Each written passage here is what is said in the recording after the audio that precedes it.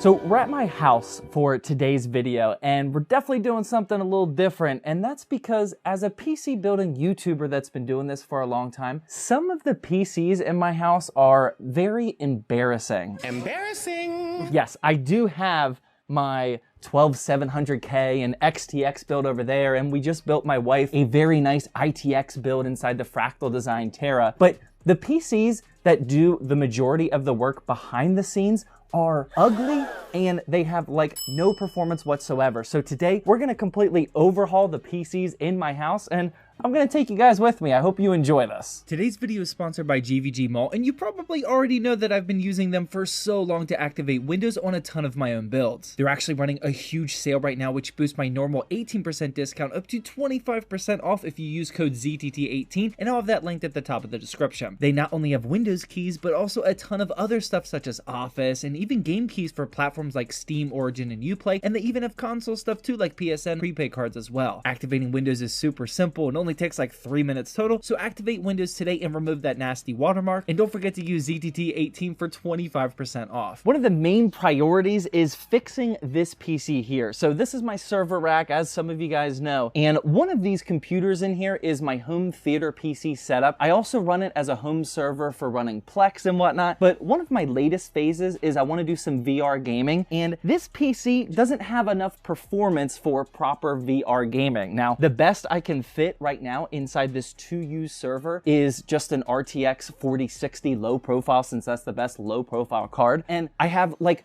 multiple 4080 Supers just sitting around at the studio that I want to throw in here, but in order for them to fit, I need to upgrade to a 4U server. And I do have a 4U server case, but guess where that is right now? It's over here, and oh my God, it's my streaming PC. This is the only 4U case that I have, and as you can probably tell, this very well might be the ugliest PC that you've ever seen on YouTube. Brother, what's that? I was using this in the server rack a long time ago, and I eventually just converted it into my streaming PC. We run a Thirsty Thursday stream every single Thursday where I build a high quality production stream about me building a PC, and it's all from this very ugly PC. So in order for us to upgrade the home theater PC and use this case for it, I first have to case swap my streaming PC just so I can take care of the home theater PC. So we're gonna take everything out of here and hope for the best. So we have a Ryzen 7 1700X, 32 gigs of DDR4, and my GPU in here is just an RTX 3050 6GB card. We made the video a while ago about the 3050 6GB launch. The card is just really, really bad. Like, I'm not gonna put it in a build guide video. I figured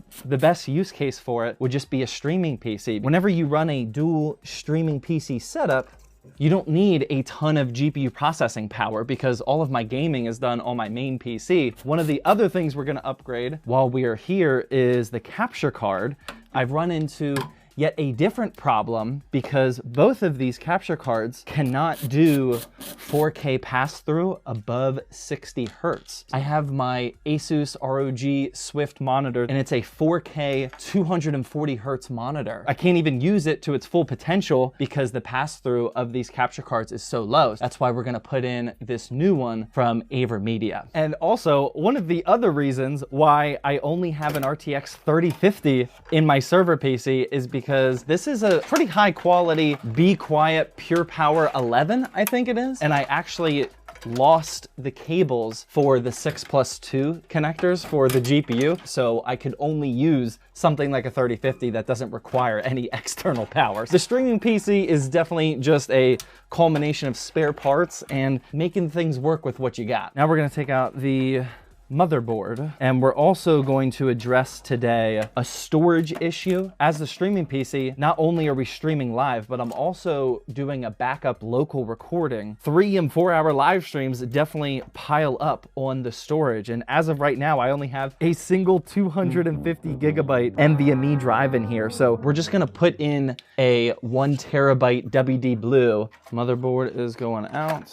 You can see how ugly this is, very dusty. This does free up our 4U server. So I'm gonna do some cleanup before this goes into the server rack. We'll eventually case swap that PC over to this case, and I think I can fit in an RTX 4080 Super in here, but we'll find that out. So far, mission 1 is complete. So here is the case that we are going to swap the streaming PC into, and I specifically chose a white one because at least our motherboard is white and the GPU is kind of black and white, so the aesthetics will look a little bit better here. But more importantly, this is the Antec C3 ARGB. This is sponsored by Antec. This is actually an affordable fish tank design, which you guys know I definitely like. It comes with 4 pre-installed ARGB fans, and overall this looks really, really nice, and it's a visual upgrade for sure over the 4U server rack case. So we're gonna install everything into this, and hopefully this doesn't take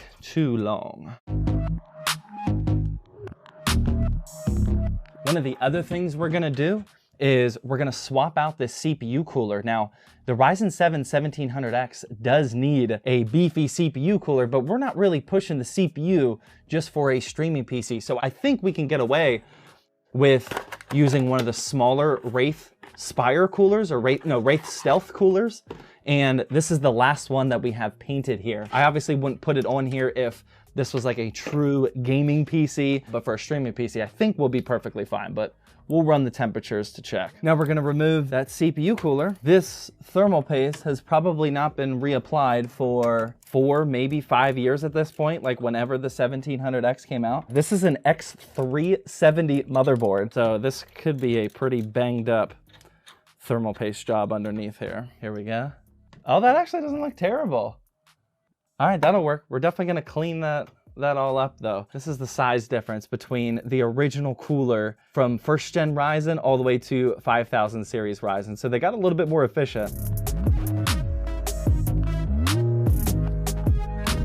That's installed. Now, while we're here, we might as well address the ugly RAM situation. These came from like a super old server that I was using, DDR4 2400 megahertz, pretty much the lowest that DDR4 goes. So we're gonna swap those out with a 4x8 gigabyte kit of the typical black YOLO RAM, and 32 gigs at 2400 megahertz is perfectly fine. We gotta have at least some aesthetic standards here at ZTT. All right, boom, that looks so much better.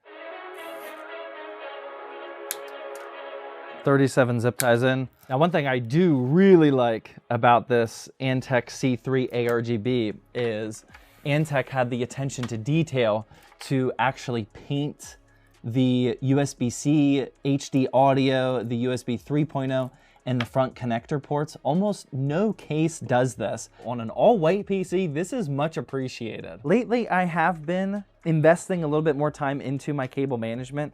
I've been building a PC almost every single day for ZTTbuilds.com. And obviously when we're selling to customers, we wanna put on a good show and like have a good presentation. All right, that's actually not looking too terrible. There's also the ARGB port for this. You could connect all of these fans up to an ARGB port on your motherboard. I don't know if our motherboard even has 3-pin ARGB. Back in the X370 days, it doesn't look like it was. But we'll be able to use an adapter for that, but we definitely want to plug in the PWM. Now, we also do not have cable extensions. I definitely would have liked to get some white cable extensions, and I was actually toying around with red cable extensions, but I ended up not using them because A, it's just gonna lead to unnecessary frustrations in the cable management, and it's a PC that like I don't even show off, but B, our graphics card, again, is that 3050 that doesn't require external power from the power supply. And it's kind of weird to use cable extensions in just the 24-pin and the 8-pin instead of having them come up to the GPU as well. So that would probably be a waste. Probably should have unplugged some of these. Honestly, we only need one of these too. Yeah, I'm gonna remove this one too. So because we don't have the 3-pin ARGB connector, this is exactly why I have this bag. So this is one of those SATA to 3-pin ARGB adapters. So instead of plugging into the motherboard, you can just plug it into SATA power. You obviously have to open up the back side of the case, which is kind of annoying, but it beats not having control of the ARGBs. And it actually makes it easier for filming video too, so we don't have to like plug it into Windows every time. We got a lot of devices here to plug in. So we're definitely using the 3050. We're definitely using this AverMedia. This is the AverMedia Duo. I really like this capture card because it has HDMI in and out for a monitor, but it also has a secondary HDMI in for your camera webcam. We're gonna replace this in and out AverMedia, I guess. So these are the 3 devices that are gonna plug into here. And again, this is the 4K, which is gonna allow me to actually utilize my 4K monitor. This is an X4, but you can plug X4s and X1s and everything into an X16 slot. Just make sure you screw it down because you're not relying on the PCIe clip. So having all of these capture cards is definitely a reason why I recommend going with an ATX size case and motherboard. For a streaming PC, with a micro ATX motherboard, I wouldn't be able to fit all of these capture cards in here. Here goes our trusty RTX 3050. It's looking pretty good. No GPU power cable to plug in. All right. So I'm gonna put this back panel on, or actually we should test it. Let's test it first, just to make sure that all the fans are spinning, make sure no smoke comes out, no balls of fire anywhere. Oh, let's go. 4 fans spinning, CPU fans spinning. I think we're good. Also got a little bit of RGB touch here on the C3 ARGB. I didn't even realize that. I don't even need to pretend that I'm not applying a lot of pressure here. The cable management was good enough that nice and flush back here. No serious warping. There we go. All right, so we made some serious upgrades aesthetically to the streaming PC. Oh, I forgot one thing. My SSD. I never put this in. I was gonna wrap this up. We gotta do this part too. It's always as soon as you install the side panel, that's when you realize what you messed up. I think we have one extra SATA power cable that will work perfectly for this. I'm also just now realizing that the accessories for the case are still in here. We probably don't wanna run I feel like this comes out a better way than brute force. Yeah. That was not the way. Oh, I shouldn't have done this. Fine. Yep, see, that's perfect. Plug in our SATA SSD, and that is just gonna hide in there. And actually, let's adjust those RGBs too while we have the case panel open. I kind of forgot to do that as well. I'm kind of digging the all white. So now that the streaming PC aesthetics are fully taken care of, I have to put this to the test because when we case swap from the 2U case to the 4U case that this PC was inside of for the home theater PC, I'm gonna be doing that during a Thirsty Thursday live stream. We're recording this on Wednesday, so that means I need to get this PC 100% good to go for tomorrow's streams. We'll do it live. Okay. We'll do it live! I'm gonna show you guys all of those upgrades and the case swapping on that stream. Hopefully that stream goes well. We're about to find out. So here is what we are doing today. What we are going to upgrade that 4060 to is none other than the ugliest graphics card on the entire planet, the MSI Expert 4080 Super. But the problem is if we're gonna add a 4080 Super, we also have to add a few other components. We definitely cannot pair a 10400 with a 4080 Super. So we need to upgrade the CPU. What are we going with? The i5 13600K. If you use an Intel CPU that has integrated graphics built into it for Plex. Plex is the media server that you host so you can like watch your movies anywhere. It does the transcoding on your movies way better than AMD. That means we obviously need a different motherboard as well. This is the motherboard we're going with. The MSI Pro Z790-S Wi-Fi, because we're upgrading to DDR5. We need more RAM because our 10400F has DDR4. This is a little overkill. This is the G.Skill Trident Z5. It's a 32 gigabyte DDR5 kit at 7200 megahertz. We are definitely not clocking this bad boy up to 7200 megahertz for my Plex server. We do not need that, but this is what we had in the inventory. We also need a new cooler. We got the Noctua NHL965. I wasn't exactly sure what height our 4U case could handle. This definitely could not handle like heavy CPU stress testing with an overclocked 13600K. 13600K gets pretty hot. But for my use case, this will definitely be plenty. Just to help with those temperatures a little bit, we also got one of these little contact frames. This actually will decrease temperatures by about a solid 5 to 7 degrees. This is some of the best cooling you can get for $10. It's incredible, incredible value. And we will definitely need that because we're putting this build in a server rack. We also got some extra fans to replace the crazy Molex fans that are in that case. For the power supply, this is the Enermax Revolution DFX 850. It's got the PCIe 5.0, ATX 3.0, which is what we need for our 4080 Super. 850 watts is definitely enough. And then finally, for the SSD, this is the Crucial T705, literally one of the fastest Gen 5 SSDs on the market. This isn't the best idea because our Z790 motherboard only supports up to Gen 4 SSDs. We will be capped at Gen 4 speeds, but the reason we're using this is because I already have it. The only thing we're actually swapping from the current 2U server to this one is the SSD, because I'm going to keep the Windows installation. We're just using this Gen 5 drive as a secondary 2 terabyte drive, because the last reason for this new server is I want it to be a Steam Remote Play server. We have officially accomplished our mission here. This is the new home theater PC. So after the Thirsty Thursday Twitch live stream, here's how the PC turned out, and honestly, this is looking pretty solid. Everyone kept commenting on the stream how it's so perfect that we're putting an ugly RTX 4080 Super inside an ugly looking case, but we're never gonna see it. Get that ugly 4080 Super in that ugly case. Exactly.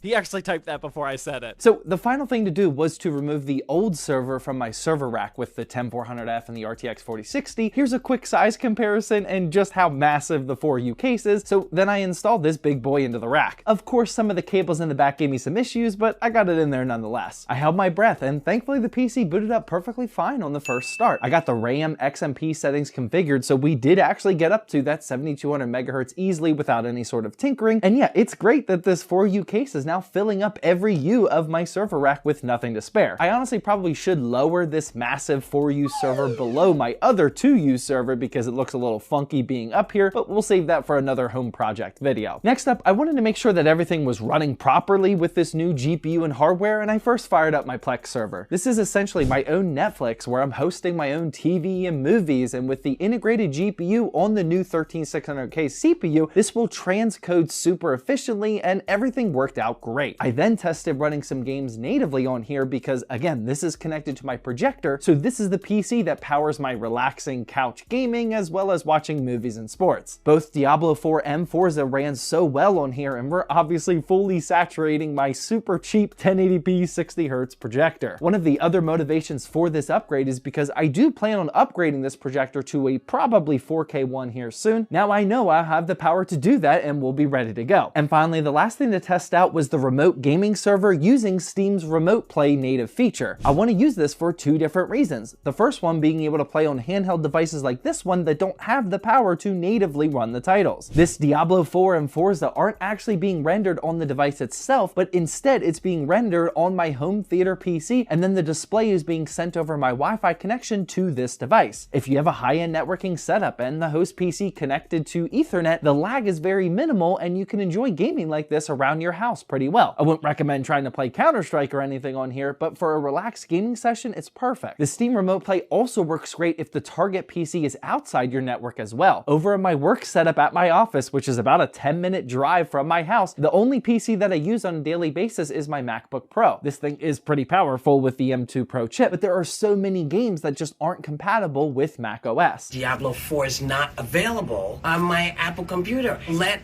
those of us who use our Apples to play. Now I can just run Steam natively on the MacBook, but choose to stream the games that are installed at home on the new PC. Again, here's Diablo because that's the game I'm currently addicted to, and this thing is running blazing fast and would otherwise be impossible to run with this MacBook. Now you can see a little bit of a low bitrate issue, and it's not crystal clear, but that's the sacrifice I'm willing to make considering that this is playing in a completely different house across town where I'm at. And I also didn't just do all of this work just so I could game at the the office, although that is a big benefit, especially if I have like 10 minutes to kill while I'm here on the weekend or something. Overall, this entire upgrading process was extremely worth it, and we got a lot done here. My streaming PC is now looking somewhat respectable thanks to my Antec C3 case swap and the use of some more aesthetic components. This freed up my 4U case, which allowed me to do a massive upgrade on my home theater and home gaming setup. I'm now fully prepared to take my VR gaming to the next level whenever I want to explore that, and this PC will also be able to game smoothly on a 4K projector whenever I get the hookup on one of those. Hopefully you all enjoyed this very different style of video, and if you didn't, then feel free to click the video that's on the screen now, but let me know down in the comment section either way.